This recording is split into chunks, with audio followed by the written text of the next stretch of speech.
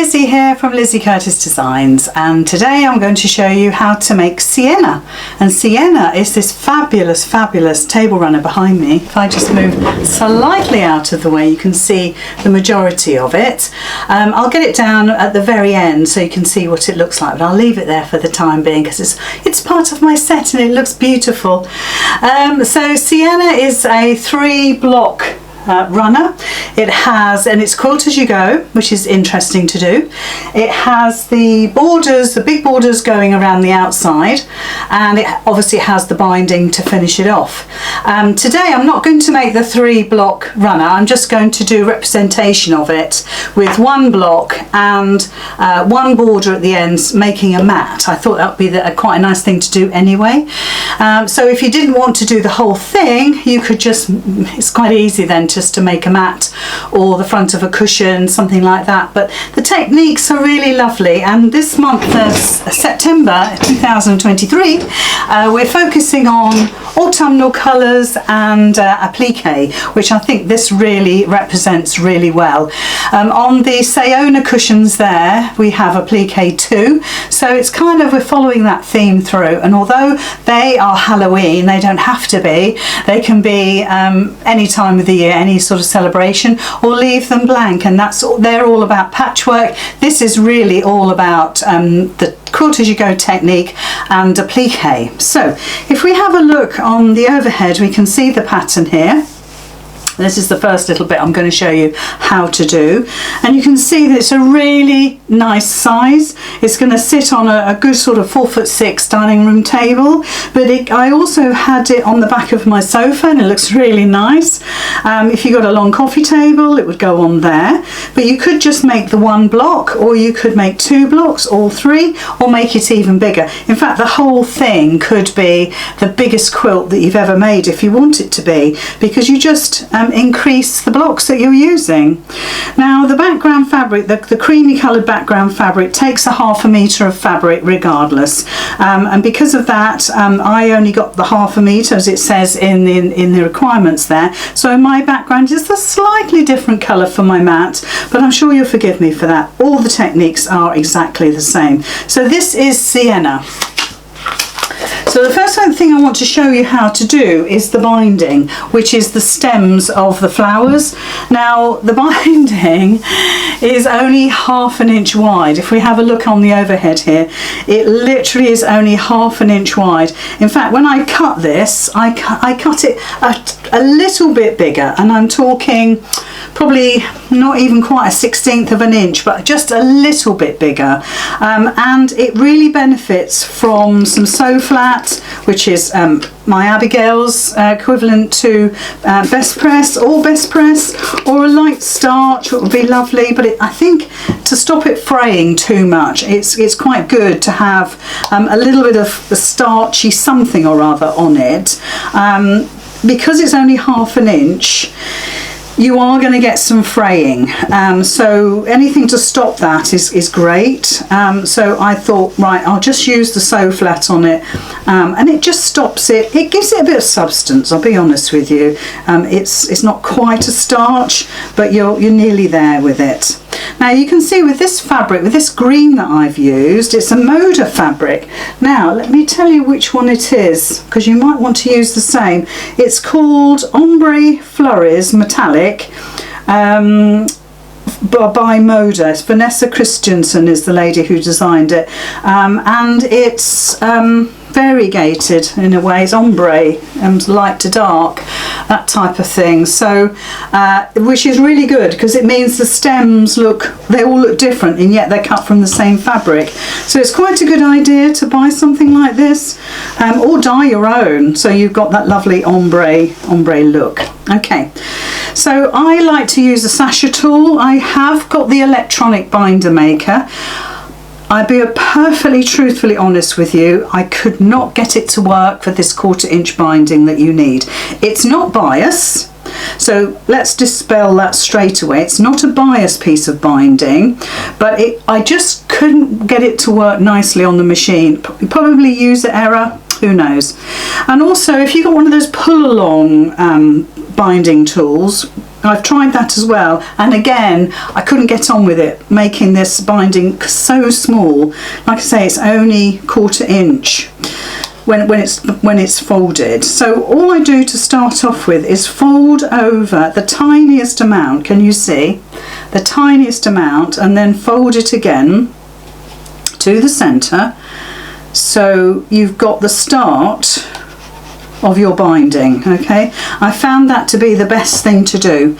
You then need a pin of some sort. I'm quite liking my double prong pins at the moment, especially for things like binding. So I've got a double prong pin there. And what we're going to do is we're going to thread this through the sasha tool. Now there are different ways of doing this, but I go from the top through to the back, up again through that centre, that hole just to the side of it. So we're going up and over, or up and under, and then we're going to flip it over like that and just pop my pin in. And because we're on a small mat, sorry, I'll move my phone, because we're on a small mat, I can go diagonally, then I've got a longer space, and push that pin in as far as you can get it. And then what we're going to do is we're going to get our iron, which fits into the curve of the sasha tool beautifully. We're going to hold our fabric out dead flat behind it, if you like. I'm going to put my iron in there, and then I'm just going to work this down. Now you could, if you wanted to, do it the other way, for instance. So let's do it this way. So let's go over and through again. Let's try this. So you've got to find the best way for you. This is a very, I'm not going to make it sound like it's really easy, because it's quite tricky. So you need to find the best way for you. So again, hold it flat out and then just follow it along. I'm not pulling this, but I'm securing it. And you might find there's a little bit that's folded badly, so you could flatten that out and do that bit again. But as long as you've got the majority of this going as a binding, then you'll be fine. But keep that binding absolutely parallel, and you'll find that it works beautifully. Again, there's a little piece there. Because this is so thin, it is a bit fickle. So it's good that I'm showing you that it can be fickle. Otherwise you'll think, oh my gosh, everything she does is perfect. It absolutely isn't. But using the tools in the best way that I found. Now look, if it gets stuck, so it's a little bit, it doesn't want to shift. The reason for that is probably that there's a lot of frayed threads that's clogging up the back of it, going through the holes. Because of that, it kind of makes it come to a stop. So now it's flowing again nicely. It's just a few frayed bits. So theoretically it's nice and easy to do, but you just need to have a little bit of patience and practice. It really helps if you practice. So that would be now our binding done. So there's bits of it that you might not want to keep, so that's a bit you wouldn't want to keep, and there's a bit here that you could redo if you wanted to, because it's a nice dark piece. So the pieces that you need, the lengths that you need, are in the pattern, and I have already cut mine to size, and I've already put some quilter's tape on the back. Okay, so these are all the stems that I need for my project, and each one is in order. So you'll see, if I don't get them stuck to me, they're all different lengths, and it says in the pattern what those lengths are. Okay, there's no guesswork. So the next thing we need to do is to attach these to our project. Now I've got my 12.5 inch block here. I'm using 2 layers of wadding, but you might only want to use one. You might want to use Thermolam, or you might want to just use your regular 80/20. I'll leave that for you to decide.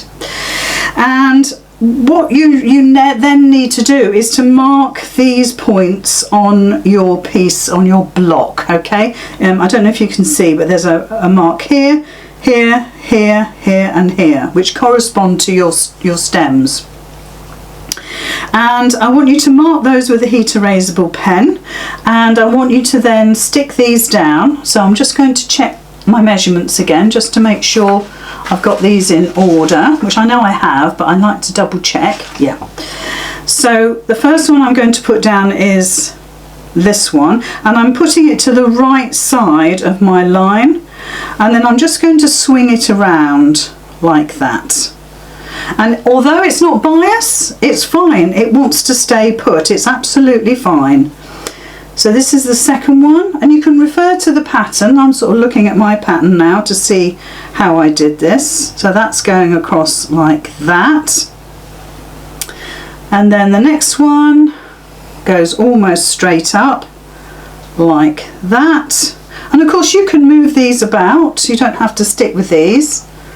The third one goes up like that, and then the last one just goes here. I'm just having a look at my diagram again, and refer to the pictures because it really does show you very well how it looks. Let me show you. Here we go. So this is the arrangement, if you like, and I think we're just about there. I think this one could be shorter actually. Let me just measure it again, just to make sure I have that correct. Yeah, that needs to be a little bit shorter. I probably thought I hadn't cut that one, so let's cut that off because it does depend because of the flowers that you're going to put on. Okay, so they're not permanently stuck down. We've literally just used our quilter's tape just to hold those in place, and then we need to place the leaves down. So once again, you want to have a look at your pattern. Now before I show you this, let me quickly show you how you're going to do this. You've got patterns or templates in the pattern.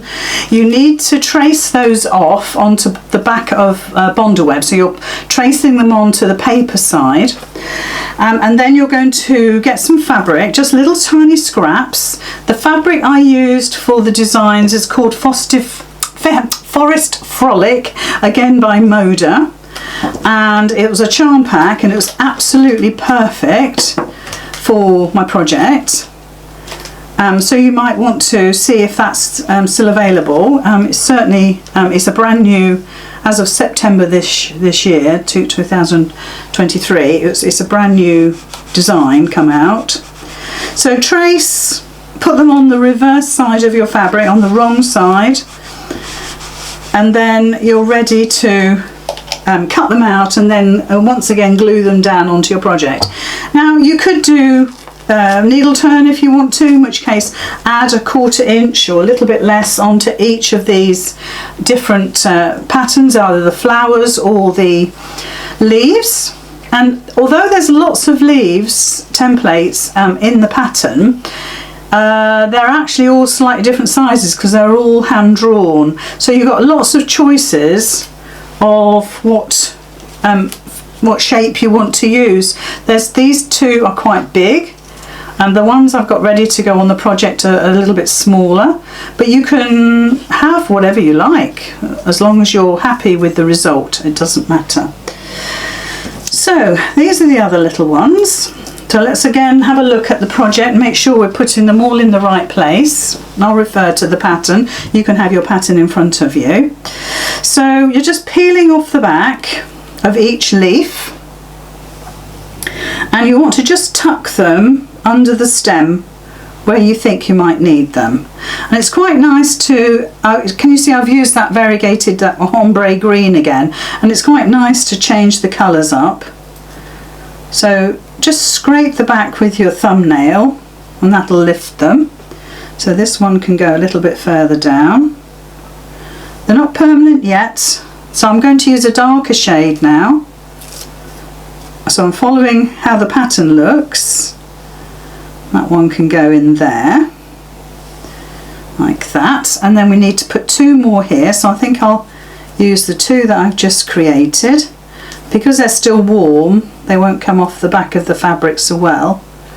Once they're cold, it's amazing how easy it is to lift them. That's well and truly stuck.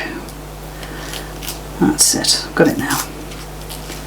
And they go very static. All the pieces are very static. Very annoying. And they're not so bad when they're cold. It's funny. So this one can go, let's put it here. So again, we're just tucking it under the stems. Now you could do this in a different order. You could do the leaves first and then put the stems on, but you've got to remember where the stems are going to go to get the leaves in the right position. So it's easier to actually do this, and then we're going to free motion embroider over them. The stems you don't need to free motion, but we will with the leaves. So we'll do the stems first, then we'll change to free motion. You can tell, can't you, that these are still warm. They're not wanting to give the paper up at all. So let's pop that down. So having a look at my pattern again, I'm going to pop that down there. You don't really want them to overlap, so we'll pop it down a bit further. And then we've got a little one here. And there is a little green leaf that sits up there, but I'll wait until I get the flowers on. So let's pop that one there. And I love this orange one, so we'll use the orange one instead of the green. Oh, just threw the leaf away. Oh dear. Oh, this is lovely. Lovely fabrics, really lovely fabrics. They're called, as I said, they're bimodal and they're called Forest Frolic. Okay, so those are our leaves down. So we know they're all in position okay. The next thing to do is, before we iron anything, is to get the flowers and make sure that they're sitting exactly where you want them to be. So let me just get my flowers. Here we go. So again, these are all cut, as I said before, bonded onto bonder web and then cut out. They've still got the papers on. I just want to position these on here so I know that I've got my leaves and stems in the right place. So this one will go over here. You also want to make sure that you're nowhere near the 1/4 inch mark on your block, so you might want to draw a line. So let's have a look, make sure we're getting all these in the right place. So that one can go there. This one can go here. If they overlap, that's fine, because we're going to do some and then we'll do the others. Then this one goes here. That one goes just underneath. That's where our other little leaf goes. So let's we can pop that down so we know where that's going to go, like that. So I've just moved those around a little bit more and just got them in the position that I want to get them into. And like I say, just make sure that you don't go over that 1/4 inch mark. And I think this stem could go over a bit more to the left. So I'm just going to lift it. Don't forget we haven't ironed anything down yet, so I can just slightly move it like that. I'm happy with that now. And then yeah, so now we've positioned those correctly. So the ones that we're going to stitch first are the stems, then we'll go on to free motion and do the leaves, and then I'm going to stick a couple of flowers down and we can do them all at the same time. So this one I'm going to take away, and this one I'm going to take away because they go over the top, and I'm going to peel this one off. Now of course you can just do this bit first and then add your flowers, but let's just put these down. Remember that 1/4 inch, so let's just pop that there. I'm happy with that. I'm going to put this one down, and don't forget this is your composition, so you might want to change it if you want to, but for me it just helps if I've got certain things in certain positions. And then I can move my leaf a bit like that. Put that one down. And it's lovely how you can fussy cut some of these fabrics, especially, you know, like I say, if you use these ones. So we'll just put the iron on these. And although this is just quilter's tape, it does help it to bond down onto your fabric. So just tap down. Obviously you want something, some sort of ironing mat underneath your work.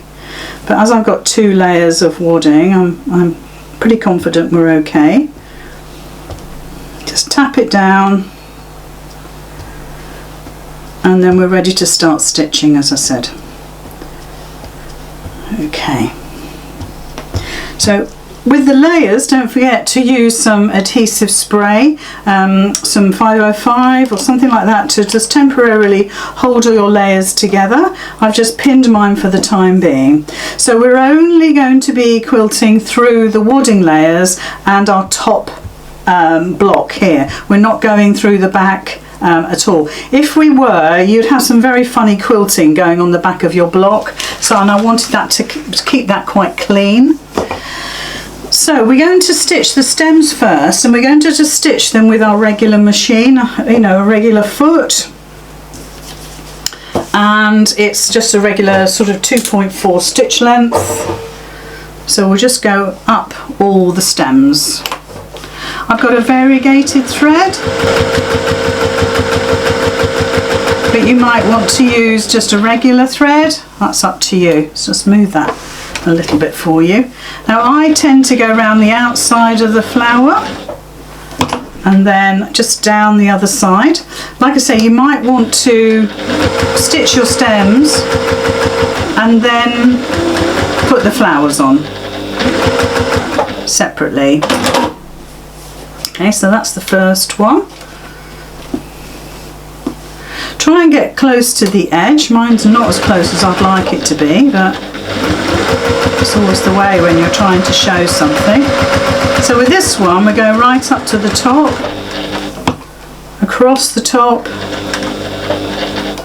and down. Looks lovely with the variegated.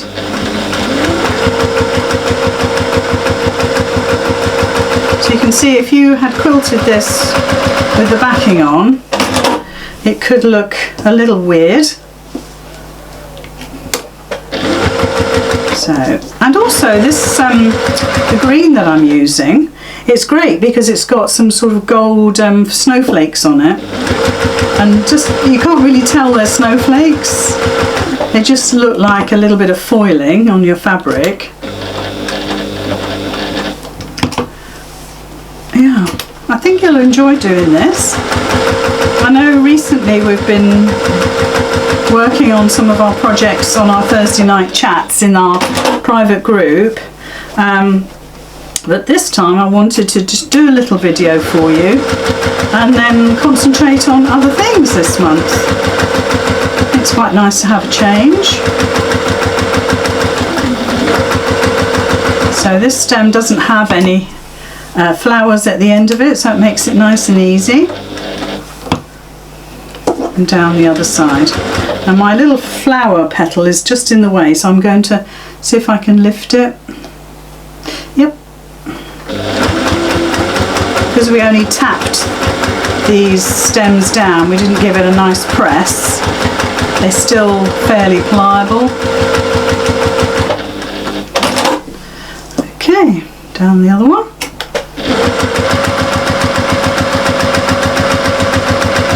So what I'll do is I'll keep this thread on, this variegated green, but I'll change to a free motion stitch, do the leaves, change my thread to a variegated orange and sort of autumnal tones, and then I will just do the flowers. Right. Okay, so that's our stems done. So let me just show you that on the overhead. If you just stay put, I will show you on the overhead how that looks. Looks really lovely, doesn't it? Very happy with that. So let's change to the free motion foot.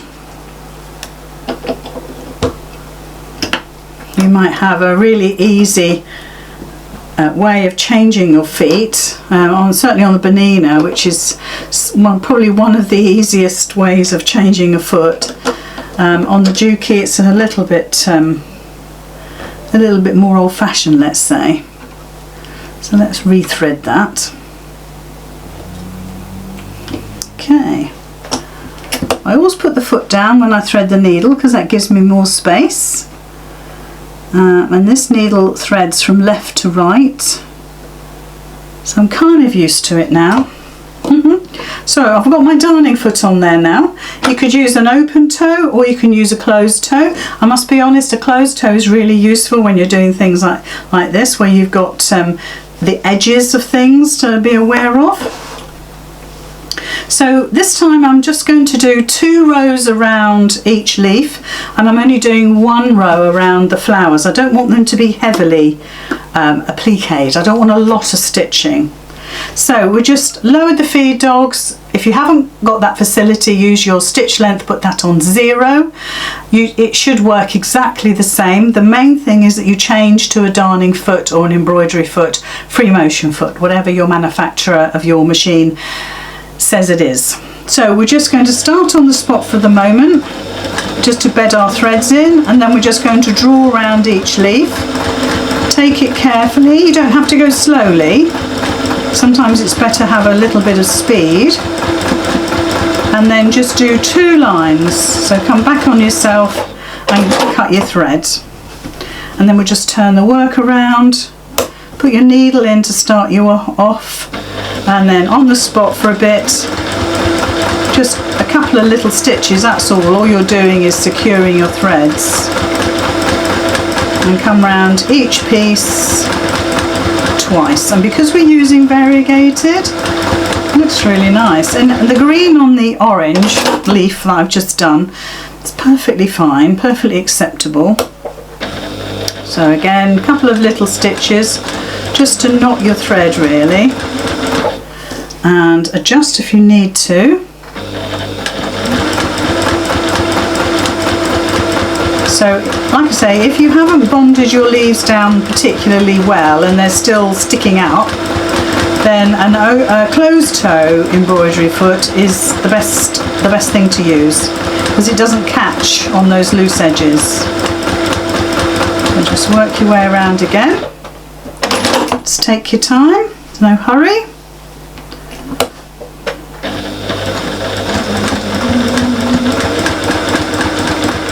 If you haven't done free motion, please have a try. It's not so scary. I'm not going super fast, but I could. You're controlling the fabric, so it's down to you. It's never the machine, it's always the user, I'm afraid. Well, I say never the machine. Generally, it's never the machine. It's just us being a little nervous of things. Okay, so just get these leaves done. And I'm loving how the different colours are coming through the thread. Makes it really interesting. Like I say, it's not heavily stitched. I didn't want it to be heavily stitched. This is all about the fabrics. Celebrating, if you like, the beautiful fabrics by Moda. You can use whatever you like.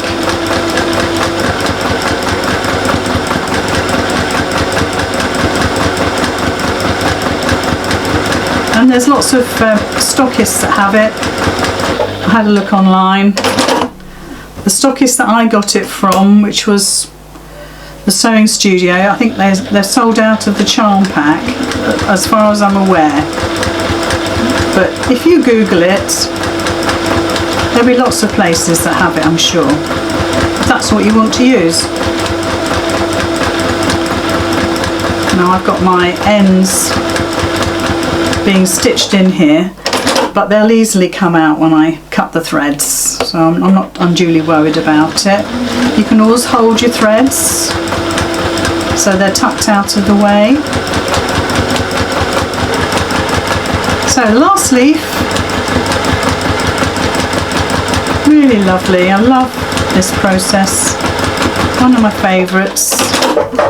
And there we are. So apart from a few caught threads, which I'm not really worried about, let's show you on the side. You can see how that looks. I think it looks super. So I'll just trim these threads off so they're a little bit tidier, and then I'll rethread the machine with my tones of orange and yellows, and we can carry on. We can free motion the flowers. Again, I'm only going around once with the flowers. I'm not heavily into doing the stitching this time. Some projects you would. So let's change the thread over.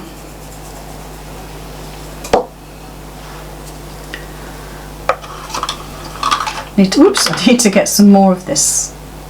It's gorgeous. Okay, and it's really old, and I know that because, excuse me for licking my fingers, because the thread is really curly, because it's been on there a long time. Don't know how long. So just thread the machine up.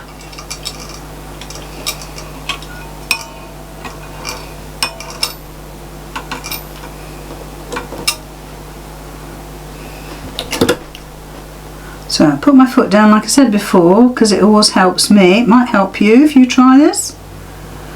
And thread the needle. I'm using a top stitch needle which has a slightly bigger eye. That's quite good for me. So now we're going to free motion around all the flowers that we've already bonded down. So again, everything as it was before, starting with the needle in. I've still got my feed dogs down obviously, and we're just now changing it to orange. There's still green in my bobbin, but I'm okay about that, because if that does show, we are using greens and oranges, so I'm okay with that. But you might want to change your bobbin thread to orange to match your top thread. So let's whiz around these flowers.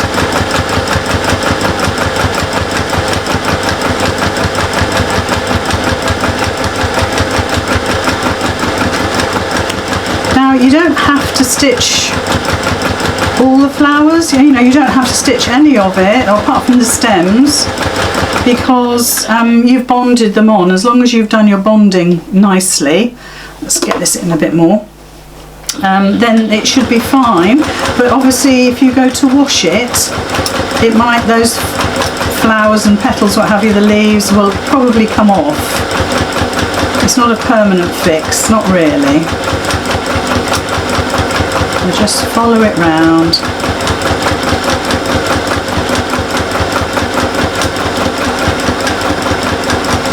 I think what I'll do is I'll carry on doing this, and I'll come back to you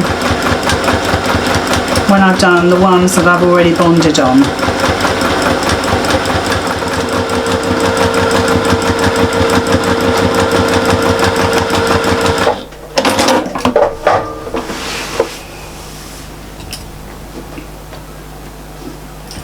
Okay, we have done those first flowers, so let's have a look, see what they look like.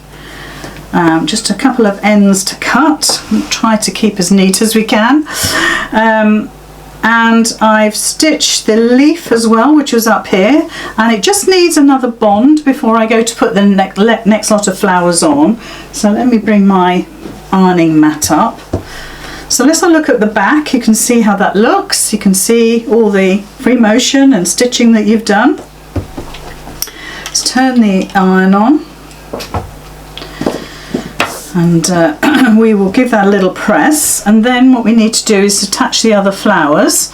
So let's make sure we got them right. So this one goes here and this one goes here. I've got a couple of spares, so I could change that one for that one. Well, I think that will, actually I quite like that dark red, so I'm going to leave that one there. It's nice if you cut a few extra. So let's just give this a little press. And I mean, you could, if you wanted to, make your block background slightly bigger in case it shrinks with the quilting, you should be okay. To be perfectly honest, you should be okay. It's only a small piece. We're not doing huge amounts of stitching on it, but you could for safety measures. But don't forget that you've got to line your stems up with an edge regardless. Okay, so let's put the other flowers on and we'll quickly free motion those round. Just take the backing off and pop that there, and the backing of this one goes here. Now you don't have to do the same as me. You can use all of these big flowers if you want to, or you could use all of these sort of shaped flowers if you want to. You've got all of the patterns, you know, the templates to do whatever you wish. The idea is that you do your thing, and I just give you the ideas of how to put something together. Oh, this is lovely. I do love these colours, don't you? I think after we've had a summer, we're kind of ready for these autumn colours. Okay, so that's those two flowers bonded on. So let us free motion those, and you'll be pleased to know that after we've done that, we're back to regular stitching again. I know some of you don't like it. I would like to think you're going to give it a go anyway. So needle down, just so we know we're in the right position to start. A couple little back stitches or little stitches on the spot, and then just follow the petals, the line of the petals. Try not to get too close, because your stitches won't hold there. So, you know, if you go to wash it, it might come undone there. You could always put a little bit of hand stitching on. Wouldn't that be lovely? If you've got time, do some French knots. We do like a French knot.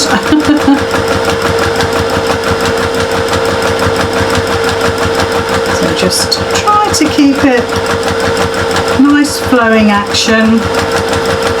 There's no right or wrong with free motion, and I must admit, if you do a single row, it's going to stand out a little bit more than if you did 2 or 3 rows. Okay, if you do 3 rows, you get more of a sketchy look, which is lovely, and you'll find I would normally do that. But for this design, I just figured I just wanted to do 1 row just to attach. It wasn't necessarily about the stitching, more, as I said before, about the fabric. So let's just cut that. So let me just show you on the side camera what that looks like. There we go. Can you see? So, you know, I think that's the sort of size you want to aim for, you know, sort of the width from the edge of the fabric. Let me just try and get that thread before it creeps out of the needle. That's it. Okay. If you're doing anything close to the needle, do take your foot away from the foot control. Okay. So let's go around this last one. You see, it doesn't take long. So even if you decide just to do the 1 block, you know, it's an afternoon project really, isn't it? Oh, I think so.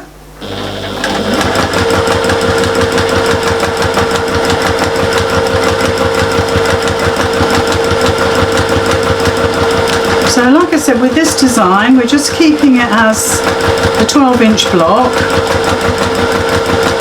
Well, it's 12.5 inches.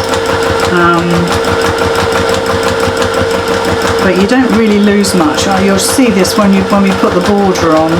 See what I mean?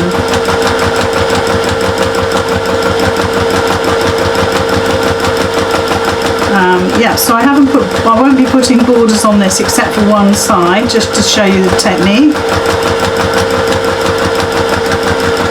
And the whole sort of table runner is made this way.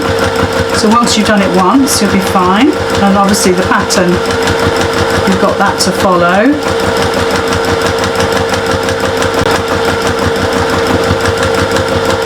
Okay. And then at the end here, we'll have a look at the table runner in greater detail and you can see how I've put it together. So there we are. So that's our main design done. So I can take my pins out now. I'm happy with it being just as it is. And what I want to do now is to trim this to size. So I will get my big mat out, my big scruffy mat, and my long ruler. So I need to stand up for this, guys, and sort myself out. Okay, so just try and get that as flat as you can, straight as you can. All I'm doing is taking a hair's breadth off the block, but I'm actually just cutting the wadding away, really. So we've got a lovely, lovely, neat block. So this is what you would do with all three.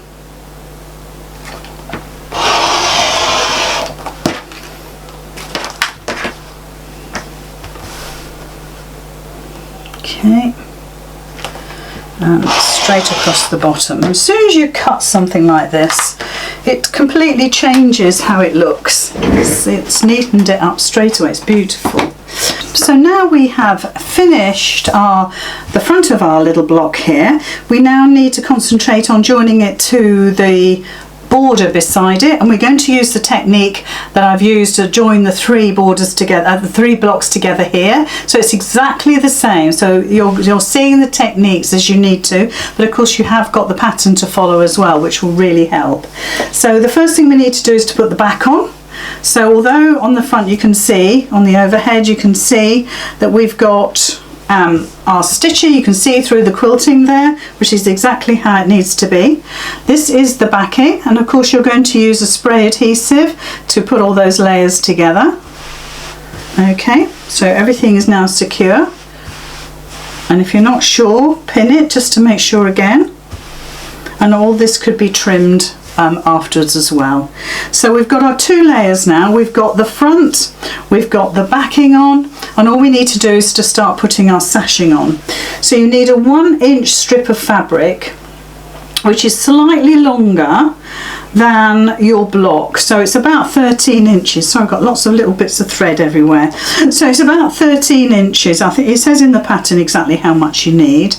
And you can use clips to hold this together. Clips are really good when you're starting to work in lots of layers. So let's just get some clips in. And we're just going to stitch our sashing onto our project, our block. We're going to go through all of the layers, and we're going to use a 1/4 inch seam allowance. Okay, we're not worried about the back yet. We're just putting this 1-inch piece on the front. Now you might find other people do it different ways, and every way is the perfect way. Okay, there's no right or wrong about doing this. This is just the way I do it. So let's bring in the machine. So I've changed it to my regular thread and my regular stitch length, and I don't have the feed dogs down anymore. So just make sure everything is lined up, and we're stitching that 1/4 inch all the way down. Use your walking foot. It does make a difference. It just means that the fabric doesn't shift, because this will shift just a little bit.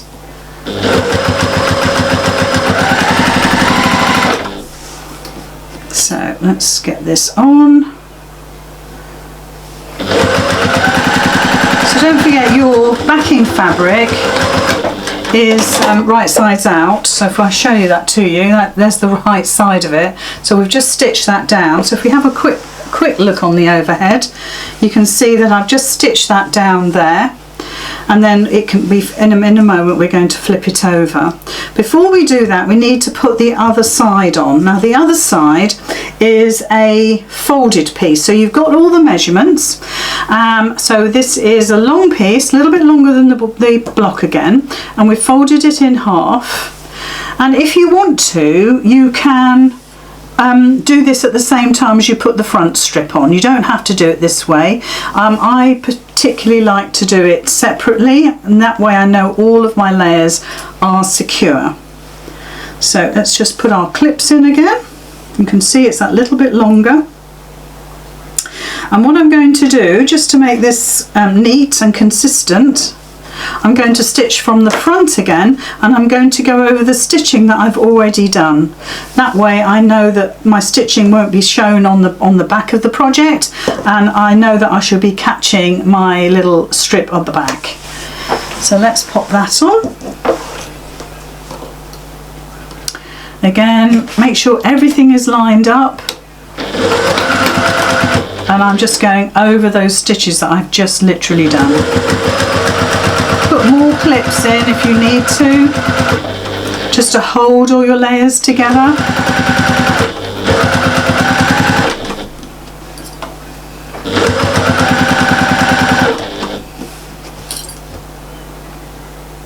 Okay.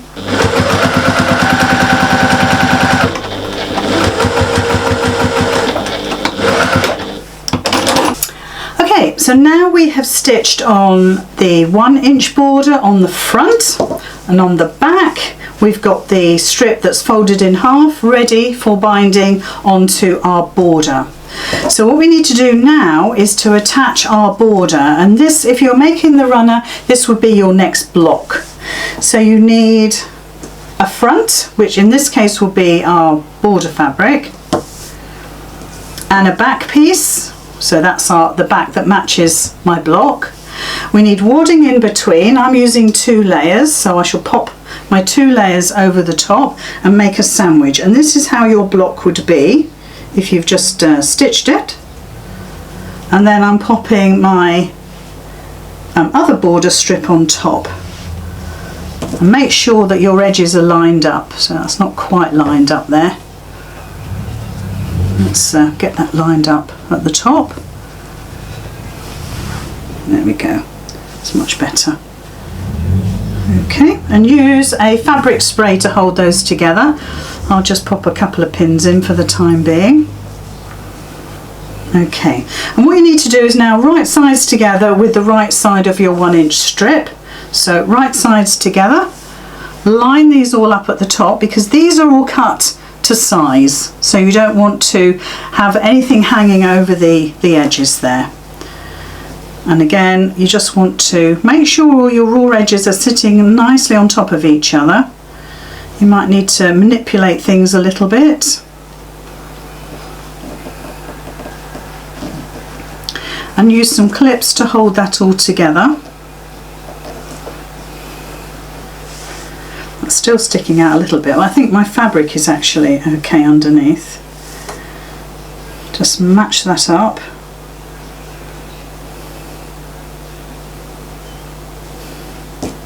Obviously you're going to take a bit of time over this. You can see it's a little bit fiddly. With a block it's actually easy because you've already quilted it. So you can see now, let's put another clip in just to hold, that on the front I've got right sides together with my sashing piece. That could be a different fabric if you want it to be. And then this would be my next block, but this time it's my border. And then I've got my fabric on the back. I've got my folded piece ready for stitching, and then my back piece that matches the back of my block. So now we're going to stitch all the way down. Now I like to stitch from this side. It just seems a bit easier when I've got a little bit of visibility than here. So I'm just going to follow my line down there. So obviously I'm going to take my clips out straight away. You can use your walking foot again because it really does help to keep all your layers together. Little back stitch.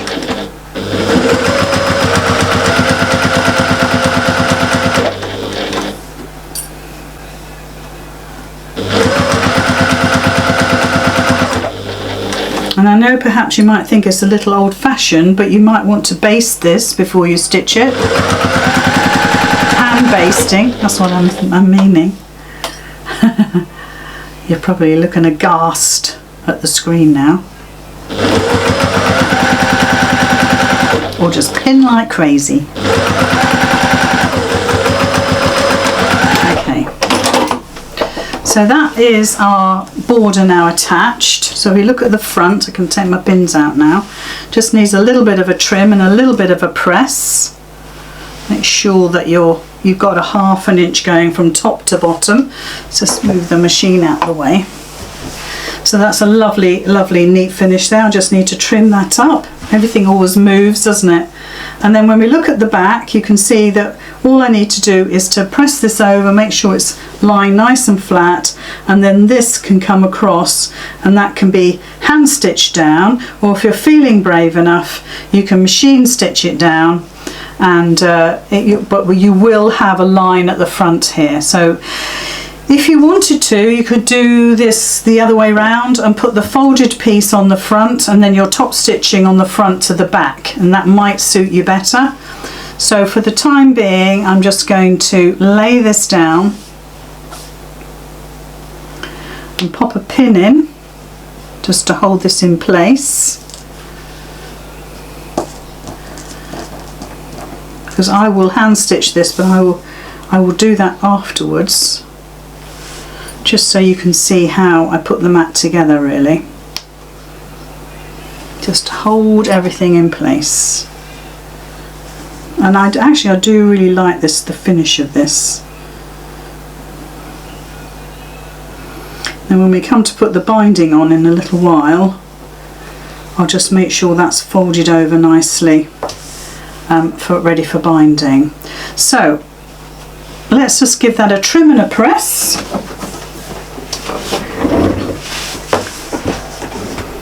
Sorry, leave my mat folded.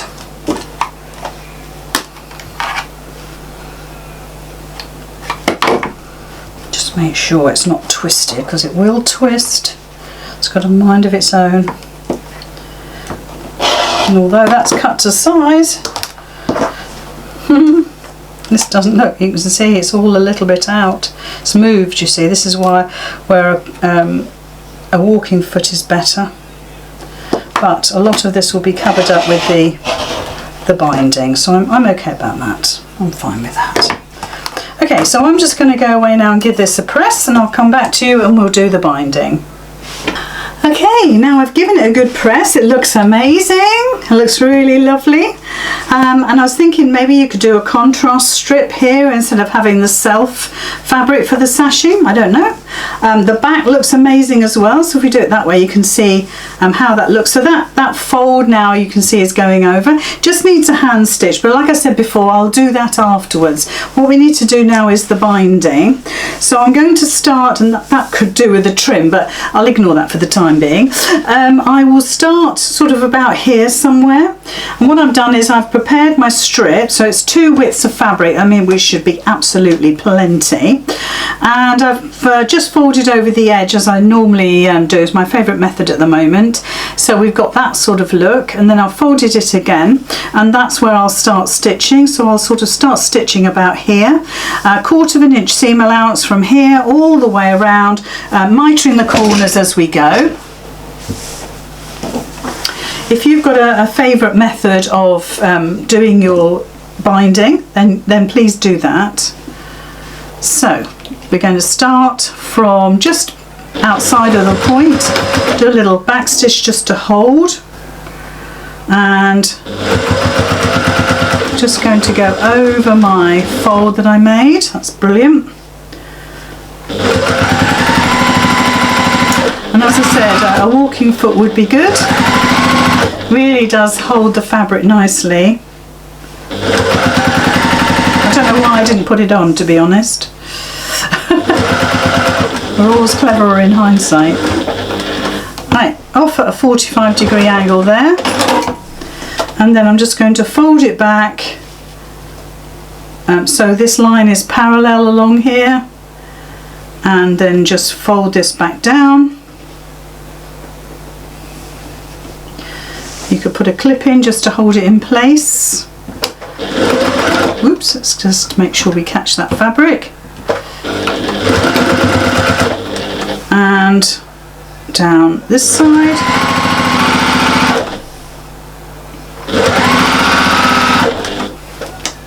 So like I say, if you didn't want to make the big table runner, then you can make this project, which is just a little sort of afternoon project really.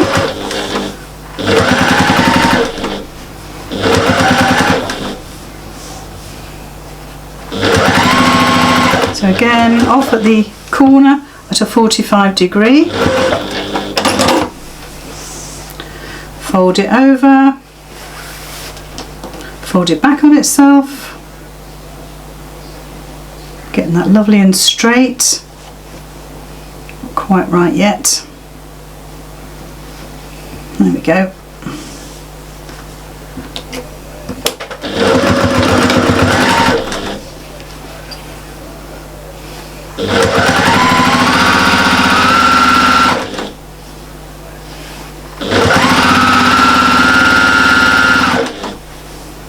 So don't forget, when we come to the bit at the back, you know, I haven't stitched that yet, so I'll be very careful. Make sure I've caught it. I think we're okay.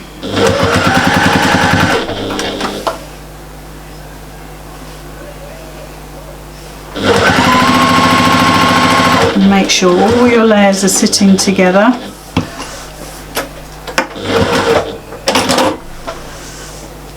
And then just this corner here.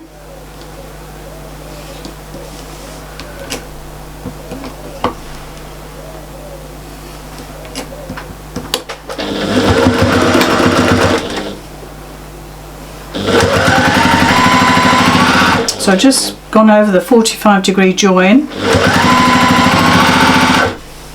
of the two widths of fabric.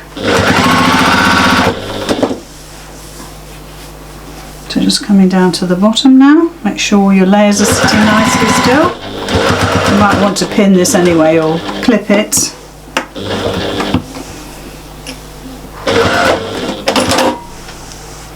And then we're just coming to the last bit now. Just we've done this binding a few times in the group over the last few weeks. And then I'm just going to cut it to size, so let's just cut it there. And then that'll just tuck nicely. If I bring this around, you can see. So that's where I started, made a little pocket, and that just sits nicely in there. And just make sure that where your fold is, that the fold of your piece of binding going inside is absolutely parallel with that, so it's nice and a nice clean join. So we're coming up to the folded piece again, so just make sure I've got that pretty much as I want it. Again, you will have hand stitched that or machine stitched it, but if it's not right, we can put it right, so it's not the end of the world. So just tuck that in, and do take a moment to do this bit. It's really important to get it nice and neat. There we go. I'm just holding that there.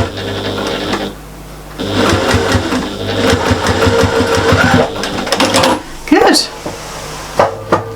So you can snip those corners if you wanted to.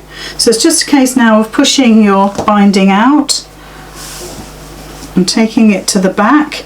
Obviously what I normally do is hand stitch this join here, so where my pocket is I do tend to hand stitch that, but I'll put a pin in there just to hold it because it will fall apart if you're not careful. So I'll just pop a pin in there, and then that can just go over to the back, and then all we're going to do is fold it over and use our clips to actually clip it to the back, and then we can spend a happy hour hand stitching that to make sure it's sitting nice and flat. And when you come to the corner, if you want a nice mitered corner, you just want to bring your fabric down so you've got a nice 45 degree angle here, and then get a tool of some sort, put it in your seam allowance, and then just flip that over. and you'll find that you've got pretty much the perfect mitre. I'll put my clip there so you can see if I can get hold of it. Oops. There we go. So you've got the perfect corner now. Okay, so do that with all 4 corners. Give it another good press. Make sure, look, we've caught those folds beautifully, so I'm really happy about that. Just needs a bit of hand stitching and that's done. And then we have our mat completed, and I think it looks absolutely amazing. And I'll finish that off and get a photo for you in the group so you can see what that looks like. Good. Okay, well, I'm going to get my big runner down so you can see it in more detail. So I'll do that. I'll come back to you in a sec. Okay, I've got my lovely quilt down, my little runner, whatever you want to call it, back of the sofa throw. And that's what it looks like completed. Looks absolutely gorgeous, doesn't it? And then on the back you can see, there you can see that's the sashing that we just did, but we put a border on our piece, but you're going to perhaps put another block. And then on the back I've used the same fabric as the front, and I've made my borders in this sort of dark brown colour, all part of the Forest Frolic range, and I've bound it with the same brown, and I think it looks fabulous. So the back is equally as interesting as the front, and the quilting is just an echo around the outside of the entire piece. So if we look at it on the front here, I've echo quilted it along here on the border, not on the block. So that really does give it some dimension. But it's a really pretty fun make. I'd like to think that you would have a little go at one of these things, either the little mat or making the whole thing. But this is Sienna, and I hope you make, well, at least one of the projects.